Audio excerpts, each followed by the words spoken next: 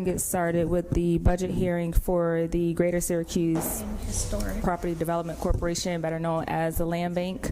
I have Councilor Monto, Councilor Majoke, Councilor Paniagua, President Hudson, myself, Councilor Allen, Councilor Schultz, and Caitlin Wright from the Land Bank.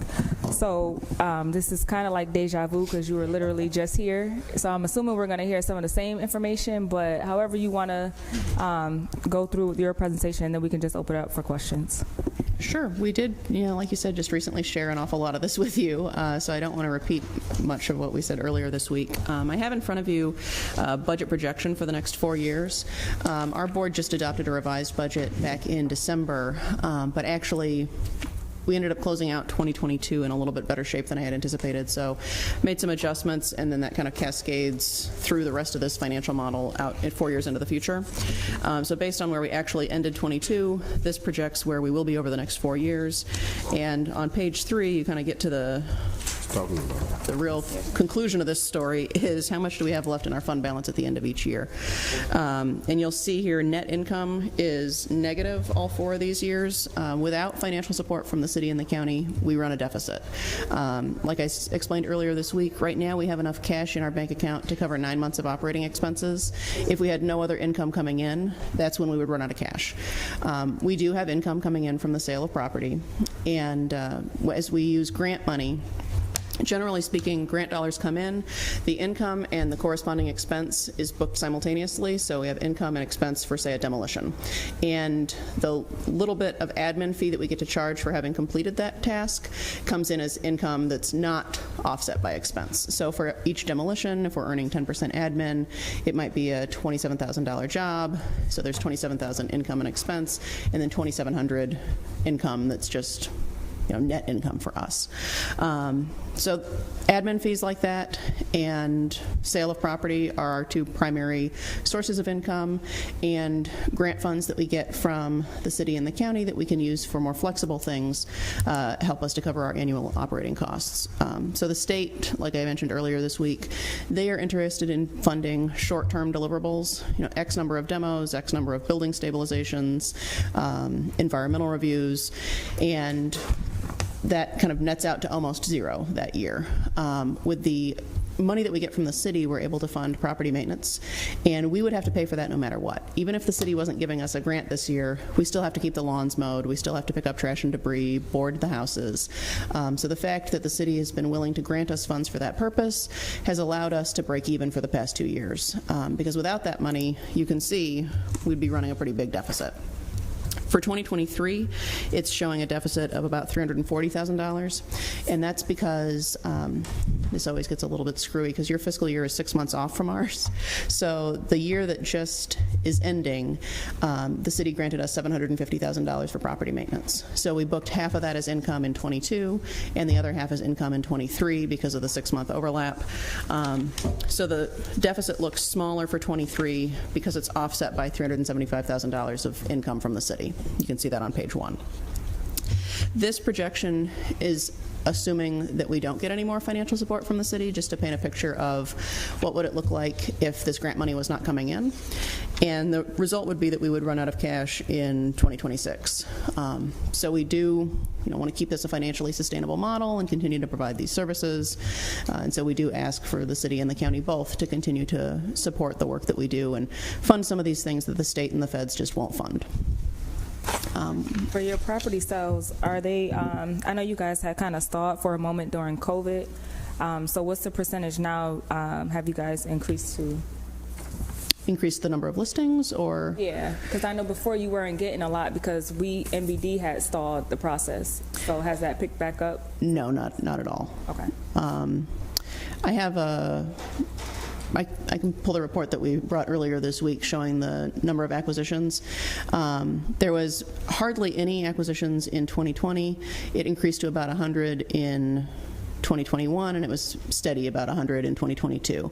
I understand that the city is now going to be sending out another big batch of foreclosure notices this month, but that's the first big phase that has been initiated since 2019, and it'll take anywhere from 6 to 12 months to get through that phase. So even though we're starting foreclosures now, it'll be quite a while before those actually hit our inventory. So it's April now, let's say we get them in late fall.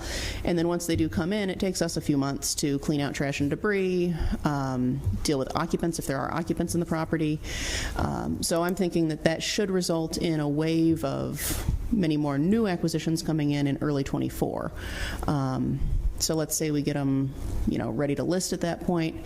Even once we get a buyer under contract, it takes another 3 months to close usually. So we're looking at, maybe mid-24 for a spike in income. Gotcha. Did you want to add something?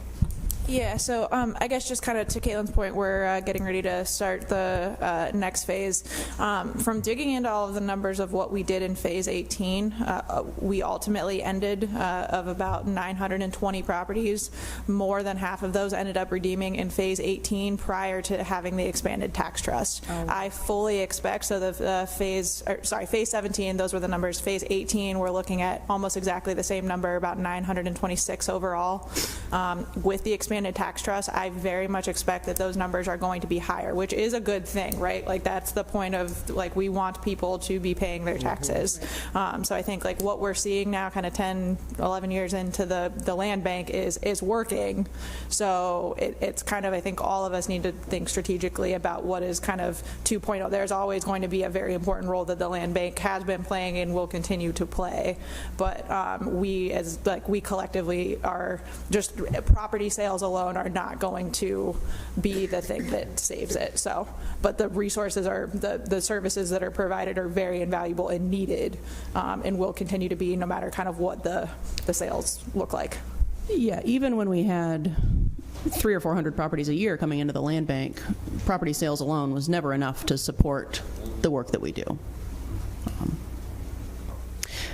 At one point, the council had been very interested in us increasing the number of properties that we have on the market, and we did hire another sales specialist. We got our listing numbers up to about 120 active listings at any given time.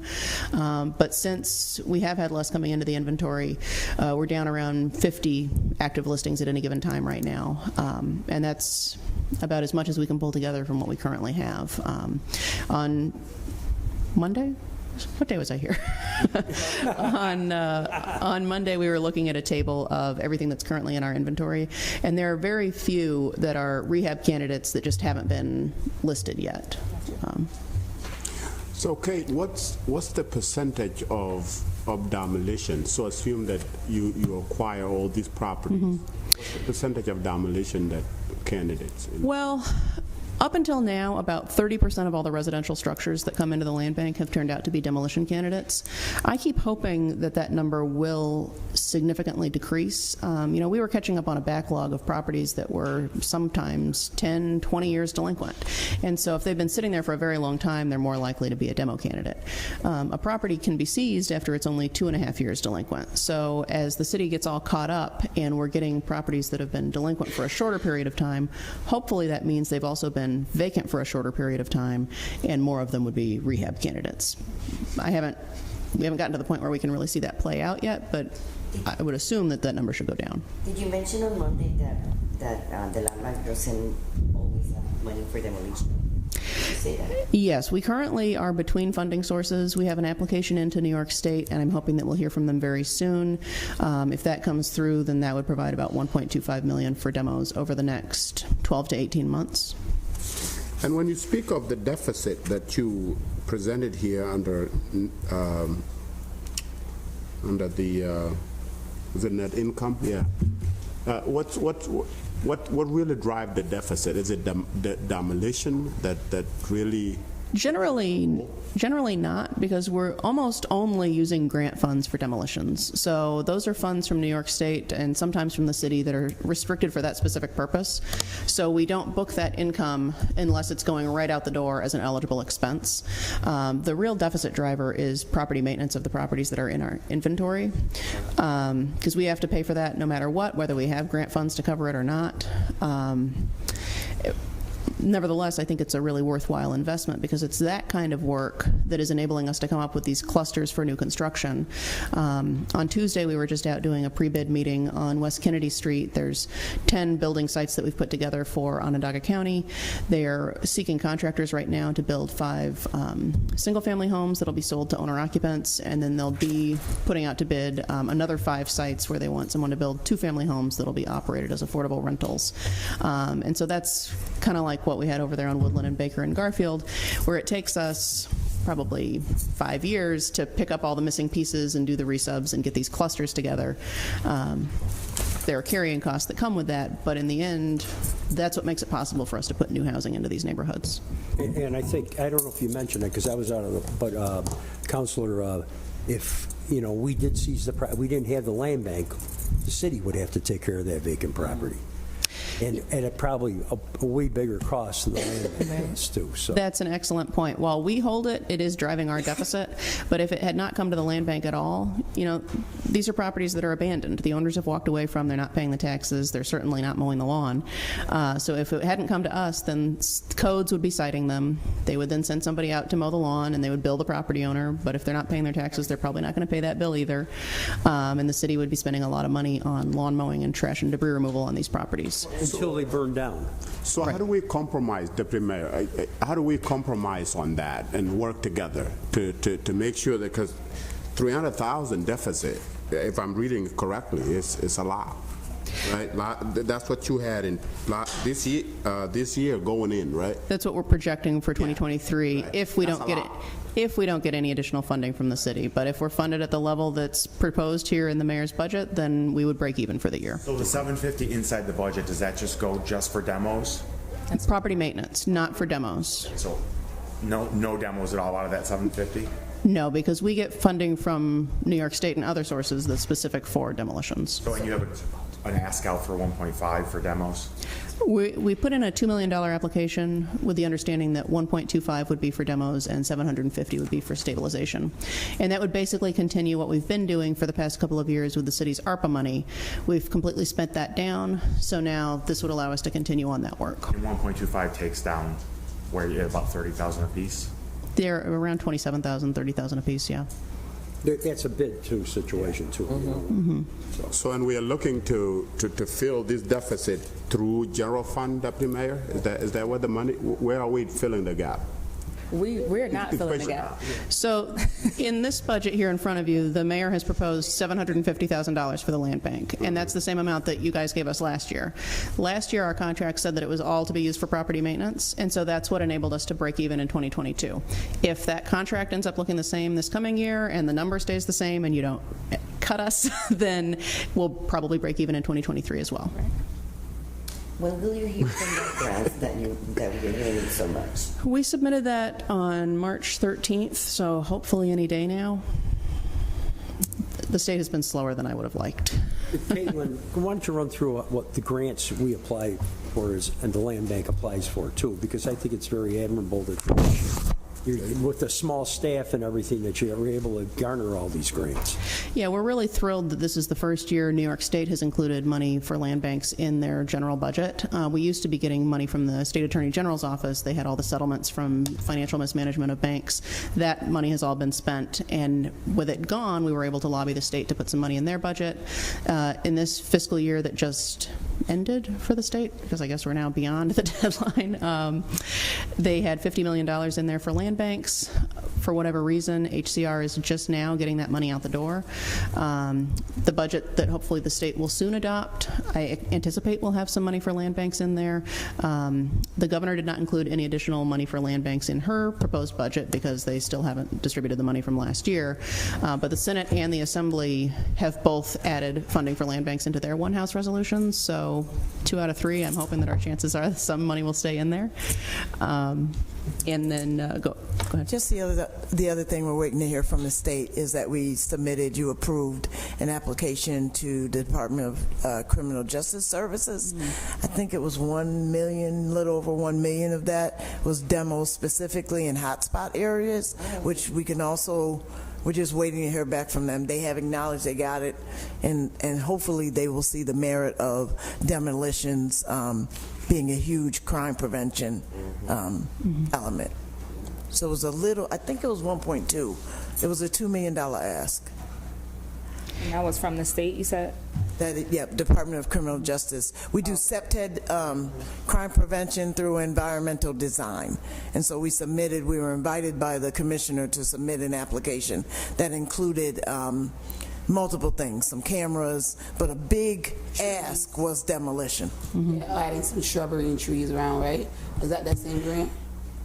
Yep, to clear, to do, so that's what we do with SEPTED now is we'll clear overbrush. Some money was there for that. But a big part of that ask was demolition because those vacated properties in hotspots areas are a big issue. So if we're able to get that money, Caitlin wouldn't have to use any funding to target those because we had and identified where they were working with the police department. Do you have do you know a date that there will be? No, I got it in. I reached out maybe 2 weeks ago to say, hey, just checking on this. Said they liked the application. We're waiting to hear back from them.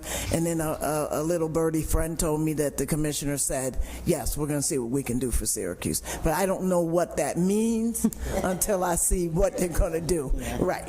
So we potentially have about $3 million plus HCR. That could be a potential too. Yeah, I wouldn't count anything till I see an award letter. The other application that we have submitted right now, we applied back in October or November for another EPA Brownfield Assessment Grant, and we should hear within the next few weeks if we were successful there. We're feeling very optimistic about it. And that funds environmental testing that we wouldn't do if it weren't for that grant money being available. Kate, also, what about Attorney General? In the past, wasn't there some resources that the Attorney General was able to? Most of that came from settlements with big banks, from the Attorney General's lawsuits over their financial misdeeds during the big mortgage foreclosure crisis. And from what I understand, all that money has been spent down. They've kind of reached the end of their list of banks that they're going to prosecute, and I'm sure they'll be up to something no good soon again, but for the time being, there's nothing coming from that source.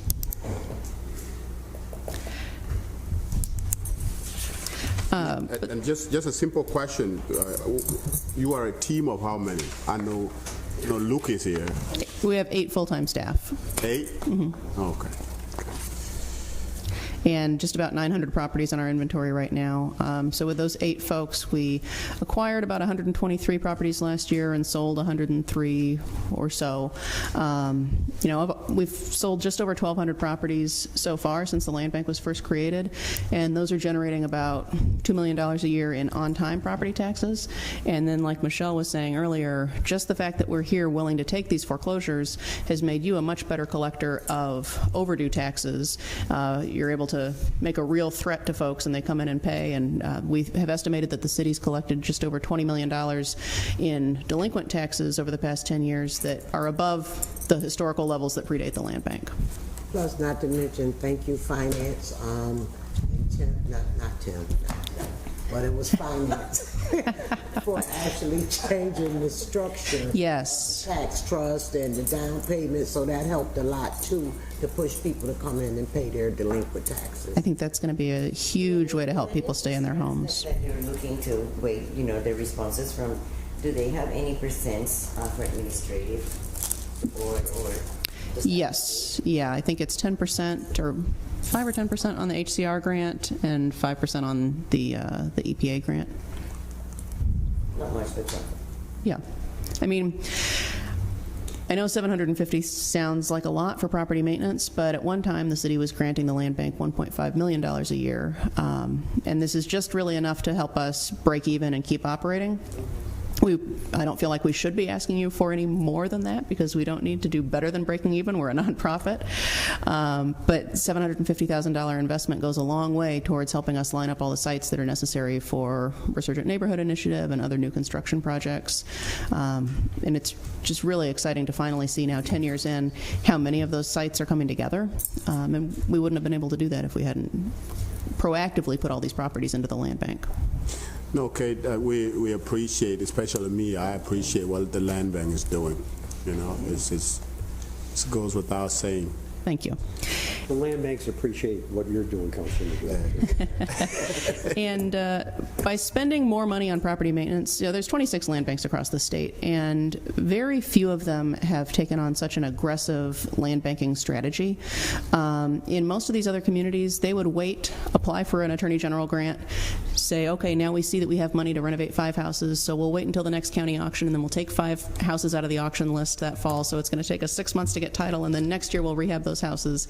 And it was like they're barely dipping their toe in the water, just doing as much as they could get outside grant funding to pay for, without really making a significant investment of their own local dollars. And Syracuse has really put its money where its mouth is and said, we know, regardless of what grant money is coming in, that just having control over what happens to these properties is going to put us in a better position than we were before we had the land bank. And the city has been bold, the county has supported what we're trying to do, and it's put us in a much stronger position to have shovel-ready properties and to go out and get more grant money. We have brought home more state grant funding than any other land bank because every time they put out an application, I can say, we've got 200 shovel-ready projects, and they're happy to fund us.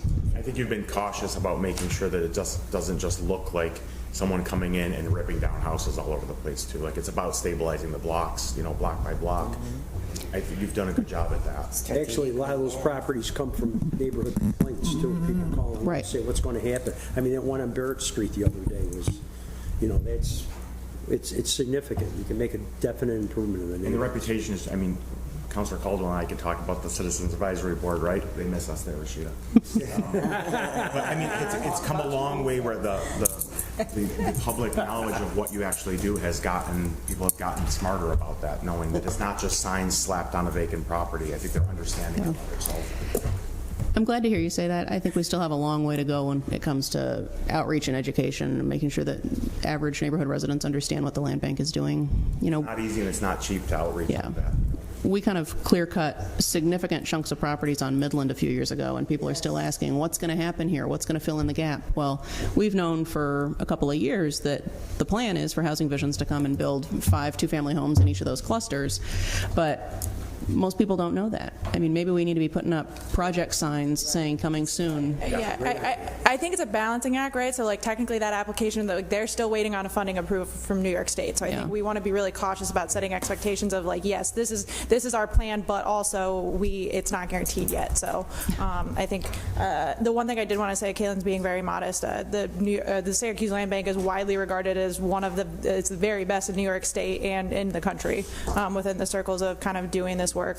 We were actually talking with our housing study consultants who were in town yesterday, and they were really commenting kind of, if not for the land bank, we would be in such a worse situation. So just kind of celebrating things that are working well, that's something working well. Which brings me to this crazy question I want to ask, right? What if we just blow it all up? Is that the question? So the goal, the ultimate goal is to return properties back into tax roll. That's the ultimate goal. In which, when that happens, the city is able to get taxes, the county is able to get taxes. As city, we are paying into our share to make sure that that process is honored.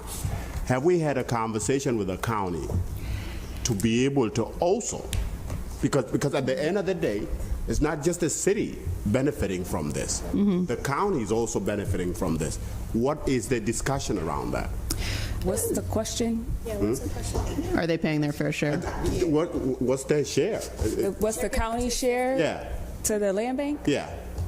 Because here's what I'm saying, right? If we are asked as a city to put in $750 to offset, huh? Right. 750,000. Yeah. So what's the county contribution in this? So if you look at your tax bill, about 3/5 of it goes to city and school, and 2/5 goes to the county. That is not necessarily proportionately how we're funded. But the county has funded us at $250,000 a year for the past couple of years, and they've been very generous with letting that money be unrestricted and letting us use it flexibly, which has been a big help. Under Joni Mahoney, they often were restricting those funds to very specific purposes and maybe projects that we wouldn't have undertaken otherwise. But they've allowed us to use that money very flexibly for the past few years, and that's been a huge help. They also gave us $250,000 from their COVID CARES money at the very beginning in 2020, that we used to do about 10 demolitions with. So they're often looking for ways that they can support this work. And, you know, they're thrilled that we were able to put together that cluster of 10 properties for them. And they're starting to buy some more rehab candidates in the city as well to use their community development money on. So I think that that partnership will continue to grow and hopefully improve. And if I'm not mistaken, the city has the biggest portion of land bank properties. Yeah, 99% of what we do is in the city, but we pay county taxes too here, you know. So, so everything we do is technically in Onondaga County, but yes, 99% of what we do is in the city. Okay. Well, it's not so crazy after all then. No. We had suggested a while back a recurring funding source, and I don't know if this is ever going to happen or not, but we were suggesting that the county increase the local real estate transfer tax and just dedicate that in perpetuity to go to the land bank. So real estate transactions all over Onondaga County would fund this pot of money. But there just wasn't an appetite for it at the time, and now I know that they've had some conversations about a countywide housing trust fund maybe, and that could potentially be a way to fund that, which, you know, our work could be one of many eligible uses under that fund potentially, so who knows. So I meant to ask this on Monday, but since you brought up the shovel-ready properties, would you be able to give us an update on the South Ave corridor? Specifically where Fredette's used to be, and then jumping a block over to where is that, like Moet's, and right before you get to Brighton, those two separate parcels? Yeah, right before Brighton, next to the Colonial Laundromat, there's a handful of properties that we sold to Antonio Owens. He has a business called Landcalv, and he does commercial construction. He had purchased a number of houses from us and done beautiful work on those houses. He's been very slow to start the renovations there, but we gave him a 2 or 3 year window in which to do it. I think 2. That used to be Moet's, and the little thing next door that used to be a diner. Okay, gotcha. So he's within his performance period. Okay. And so is it on his part, like funding issues? You know, this tends to be a problem when we sell properties to contractors. It's like how the cobbler's kid has no shoes. You know, he gets distracted taking other jobs that are paying him and never works on his own job. As a city or as a land bank to help get the project moving? Because that's a huge project right there on that block. It is, absolutely. Technically, he's not in default on our enforcement mortgage until that deadline comes, but if that deadline comes and he hasn't even started anything, then we would take those properties back. Caitlin, I don't know if all the councilors are aware that when we do sell a house, there's an enforcement provisions on that somebody has to do something within a certain amount of time, otherwise we'll take it back. Yeah, he's contractually obligated to renovate those within a 2 year period. I would be more interested in actually helping him see the project through versus taking it back. So that's why I was asking, like, Agreed. Is there any way that we could help? But I'll talk to you offline about that one. Because we have 2 right there, too, those 2 empty lots that they are clearing out with the Rices, right? That's about another block north, I think, but right very across from the close. school. Very close, yeah. Council, we're also going to find out if he's been connected with Eric. Okay. That's a good point. That's right. And then the one that you were holding for the senior homes? Yeah, so those are on the 1500 block, right near Eastman and between Eastman and Colvin. Those are under contract. We have not closed, and we won't close unless she secures the financing that she needs, and I think she has a 2 year period to do that. I haven't gotten very many updates from her, but I do know that they've been sending out environmental consultants to do testing on those sites, so that would be, you know, a step taken in preparation to submit a low-income housing tax credit application. And that's on both sides of the block, right? That's correct. Okay. So, Kate, did you, I think you might have mentioned this to me before. Did you say before, when it comes to buying of residential properties that belong to land bank, that you prioritize ownership, owners first over commercial? I mean, over businesses? Is that Well, if we're talking about something that's residentially zoned, it would come down to like a landlord versus an owner-occupant, and we do prefer owner-occupancy. Owner-occupant? Yeah. Okay, yeah, that's what I got. Caitlin, two for you real quick, right? And maybe you, Michelle, Fisheria, the old Fisheria on Burnett. Next It's to a Raylan's. huge building, Next to Raylan. and it's fallen. Do we have any of that? It's down by the Raleigh people that do the... To the right of Raylan. Yeah, down Oh, it's by got the Raylan. blue trim. Is that? Okay, and then there's another one, the old post office on South Ave. Who has that? Last I knew, it was owned by the church across the street. I don't know what they're doing with it, but. Because it's just there. The Elmwood Post Office? Yep. So can we find out what... Definitely find out, because it's not being used for any religious purpose. So we'll first of all find out, are they current on the taxes and so forth. They've actually wanted us to demo their building next to them. It's an old house there. Oh, interesting. But we don't demo. gonna do what? We don't demo properties for people. Okay. So I'm trying to think, because that was, oh, and the last one, I know you mentioned it Monday, the property on, behind, well, the front is on Shiner, that big building. Oh, yeah. And you was talking about that home, you were thinking about, you know, fabricated houses and stuff, which I get that. So what would be, I know it's a lot, and I know funding is very key, but what would kind of be the time frame? Because if you don't, in a minute, you're going to be picking up more brakes and tires. Yeah, so when we got that building, keep in mind it's 35,000 square feet. It was chock full of trash and debris, and we spent several months just cleaning it out so that we could even see what condition the building is in. We had to see if there were any floor drains so that we could come up with a plan for environmental testing. So it took us quite a while to get all that junk out of there. And it's mostly empty now. We have done a phase 1, and this summer they're going to be doing phase 2 environmental testing. And depending on what they find in the soil, that'll really determine whether the building even can be renovated. If they find that the soil is so contaminated that we have to take the building down in order to remove all that contaminated soil and come back in with clean fill, then we're going to be left with something that's residentially zoned. And it's a weird parcel because half of it is zoned RA that allows 1 and 2 family homes, and the other half is zoned RB that allows multifamily. I don't know if that's going to be remedied when you guys adopt rezone, but it's not eligible for commercial uses. So if we get down to a point where it's nothing but vacant land, the only thing we're going to be able to put back there is housing. If we find that the contamination's not so bad and it can be renovated, then we would explore this idea of, you know, renovating it for some commercial purpose that would hopefully create jobs in the neighborhood. The manufactured home thing is just one idea, but I think, you know, with as many new units as we want to put online, it would certainly help us streamline things if we were able to do that here in Onondaga County. There aren't any manufactured home builders in Onondaga County currently. In business quarters, and I'm going to let Latoya close her meeting. When you talk about the business quarters on Geddes Street, right there on Shiner, going this backwards, there's a whole row of empty storefronts that's just there. The old Jameson's Hair Beauty Supply. There's just a whole row of empty fronts.